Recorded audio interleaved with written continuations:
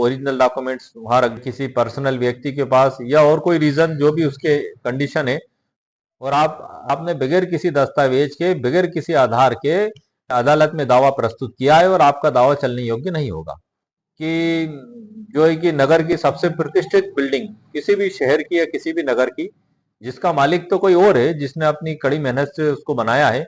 लेकिन एक third party सिर्फ कागज पे लिख के दे देगा। ये मैं उदाहरण के तौर पे आपको समझा रहा हूँ दस्तावेज को प्रस्तुत करने का महत्व सर, ताकि आप इस चीज को आसानी से समझ सकें कि दस्तावेज प्रस्तुत करना क्यों जरूरी है, और कि ये बिल्डिंग मैंने रजिस्टर्ड विक्रय विलेख से खरीदी है, जबकि उस बिल्डिंग का मालिक तो कोई और है, उस शहर का। जो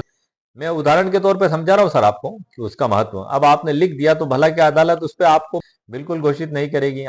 यदि आप ऐसा नहीं करते हैं तो माना जाएगा कि आपने उस मकान को क्रय नहीं किया है। ये जो मैंने उदाहरण आपको दिया था कि नगर के एक प्रतिष्ठित व्यक्ति का बना हुआ मकान, आप अगर उसको बिल्डिंग में लिख के अगर कोर्ट के मालिक नहीं हो सकते जब तक कोई दस्तावेज जो वाद पत्र द्वारा न्यायालय में पेश किया जाना चाहिए था, या परंतु तदनुसार प्रस्तुत या प्रविष्ट नहीं किया, पेश ही नहीं किया, तो साक्ष्य में लेने का सवाल ही नहीं है। लेकिन इसमें आगे और भी लिखा हुआ है, इस नियम की कोई बात ऐसे दस्तावेजों को लागू नहीं होगी, ये उपनियम 4 है सर, इसका